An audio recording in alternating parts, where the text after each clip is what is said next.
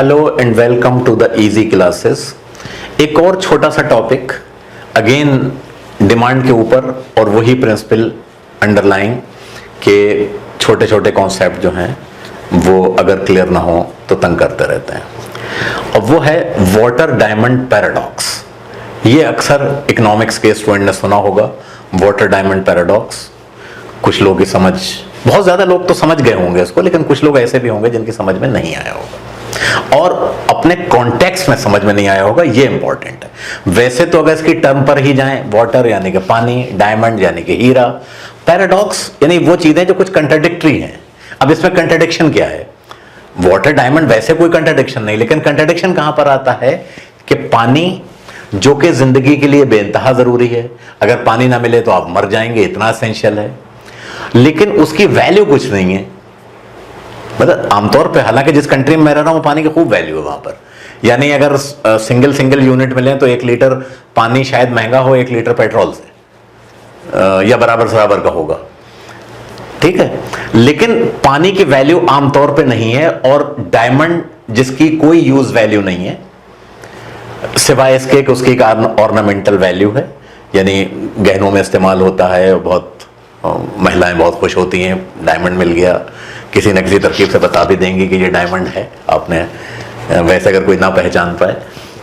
Anyway, that it was a joke. तो diamond जिसकी वो नॉन एसेंशियल बहरहाल है, उसकी ऑर्नामेंटल वैल्यू कितनी भी हो, लेकिन it commands a huge price, उसकी प्राइस बहुत है।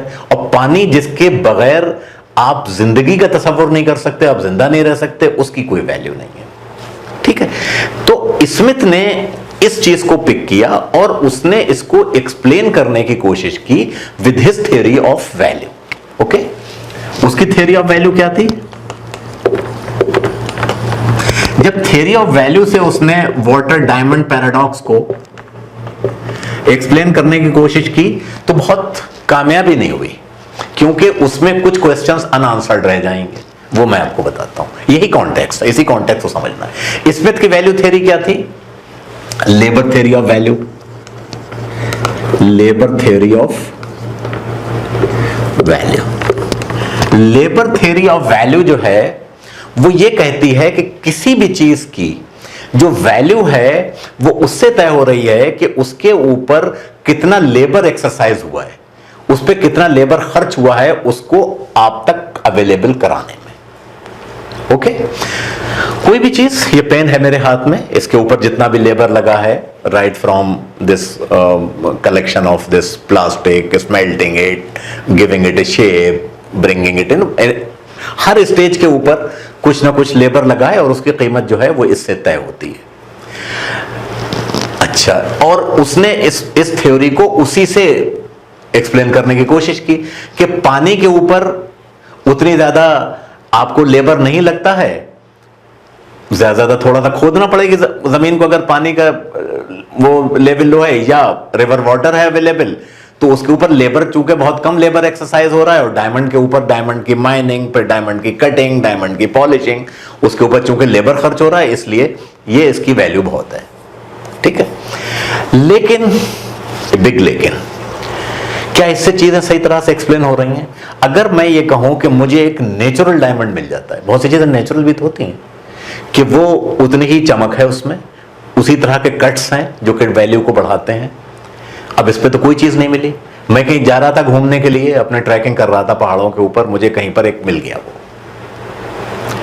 ये नेचुरली कट डायमंड है, नेचुरली पॉलिश डायमंड है, और तो क्या इस पे तो कोई वैल्यू, इस पे तो लेबर लगी नहीं, तो इसकी क्या कोई वैल्यू नहीं होगी? हो सकता है इसकी वैल्यू दूसरे डायमंड के मुकाबले में ज्यादा हो। तो ये एक्सप्लेन नहीं हुआ इससे। इसको एक्सप्लेन फिर करती है marginal theory of value, marginal utility theory of value, ठीक है। अच्छा, खाली यूटिलिटी भी नहीं, क्योंकि अगर खाली यूटिलिटी की आप बात करेंगे तो टोटल यूटिलिटी अगर है, टोटल यूटिलिटी को निकालेंगे तो पानी की यूटिलिटी बहुत ज्यादा है, हीरे की यूटिलिटी इतनी ज्यादा नहीं है।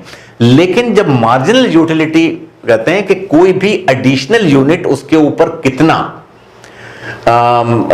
आपके लिए यूटिलिटी लेके आती है, वहां पर इसकी वैल्यू तय होगी।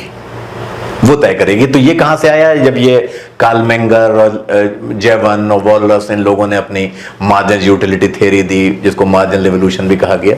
मतलब इस तरह से समझिए, मेरे पास, मैं ऐसी कहीं पर कर रहा हूं, मेरे पास पानी है, बहुत सारी बॉटल्स पानी की हैं। तो अगर मुझसे कोई कहे कि 1 लीटर पानी, 1 बोतल जो है वो दे दो किसी को, मैंने दे दी, ठीक है ले जाओ, 2 सी दे दी, 3 सी दे दी। लेकिन जब मेरे पास आखिरी बोतल रह गई और मेरा सफर ऐसा है कि मुझे पानी के बगैर काम नहीं चलेगा, तो मैं नहीं दूंगा। या इसको दूसरे एंगल से देखिए, एक आदमी है भूख प्यास से एक डेजर्ट में मर रहा है, तकरीबन पानी नहीं मिलेगा तो वो मर जाएगा। उसको अगर आप 2 घूंट भी पानी दें या आधा लीटर या 100 ग्राम 100 मिलीलीटर पानी अगर आप दें और कहें कि ये एक हीरा है, बहुत ही कोहनूर ला के दे दें, ठीक है, तो उसकी प्रेफरेंस क्या होगी? क्योंकि वहां पर उसकी मार्जिनल यूटिलिटी जो है बहुत ज्यादा पानी के लिए है कि जो यूटिलिटी, तो it is the marginal utility जो इस चीजों को, जो वैल्यू को तय करती है। यानी उसकी जो एक्सचेंज वैल्यू है, उसकी यूज वैल्यू, तो यूज वैल्यू तो जरूरी है एक्सचेंज वैल्यू बनने के लिए, जो स्मिथ ने कहा था कि वैल्यू इन यूज और वैल्यू इन एक्सचेंज, किसी चीज की भी एक्सचेंज वैल्यू होगी जब उसकी यूज वैल्यू है। यूज वैल्यू होने के लिए एक्सचेंज वैल्यू को होना कोई जरूरी नहीं है कि मैं अपना खाना बनाऊं, निहायत बेकार सा खाना बनाऊंगा, लेकिन भैया मेरे लिए है, लेकिन आप उसे 2 पैसे का नहीं खरीदेंगे, क्या बना के रख दिया, तो आप एक्सचेंज वैल्यू मेरे लिए नहीं, यानी उसके बदले मैं कितना पैसा ले सकता हूं।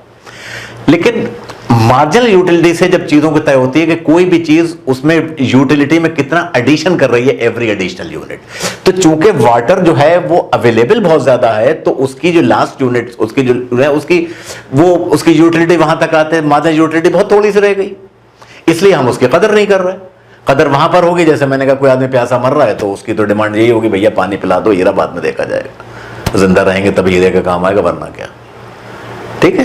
यानी इसी तरह से बहुत सी चीजें तय होती हैं। आप लोगों ने अगर किसी ने टाइटैनिक फिल्म देखी हो, तो एक उसमें वहां के एलीट क्लास का एक बंदा है जिसका नेगेटिव रोल में दिखाया गया है कि वो उस वक्त उसको पैसे ऑफर करता है जब वो जहाज डूब रहा है, उसको वहां के स्टाफ को, उसको ढेर सारे पैसे निकाल के देता है कि मुझे मतलब ये प्रिविलेज दे दो, यानी आउट ऑफ टर्न मुझे, क्योंकि उन्होंने कहा पहले औरतों को बिठाला जाएगा लाइफ बोट्स में, फिर उनको बिठाला जाएगा, वो पैसे देता है, तो वो पैसे देखता है उसके मुंह पे मार देता है। उन्होंने कहा मेरे लिए पैसों की क्या जरूरत है, मैं तो मरने जा रहा हूं। तो मार्जिनल यूटिलिटी जो है वो बहुत इंपॉर्टेंट है, ठीक है। तो ये है वाटर डायमंड पैराडॉक्स, और ये पैराडॉक्स इसलिए बना कि स्मिथ ने ही इसको वो किया, और स्मिथ ने इसको लेबर थ्योरी ऑफ वैल्यू के हिसाब से एक्सप्लेन करने की कोशिश की, लेकिन वो सेटिस्फैक्टरली आंसर नहीं कर सके। और ये सेटिस्फैक्टरली आंसर कहां पर हुआ जाके, जब मार्जिनल यूटिलिटी, अब मार्केट में उसकी डिमांड क्या होगी ये अलग बात है, क्योंकि उसमें फिर प्रोड्यूसर का भी रोल शुरू हो जाता है, उसकी बात नहीं आ रही, लेकिन मार्जिनल यूटिलिटी थ्योरी से इस पैराडॉक्स को आप एक्सप्लेन कर सकते हो। तो ये वाटर डायमंड पैराडॉक्स था, छोटा सा टॉपिक है और आपके समझ में आ गया होगा, उम्मीद करता हूं।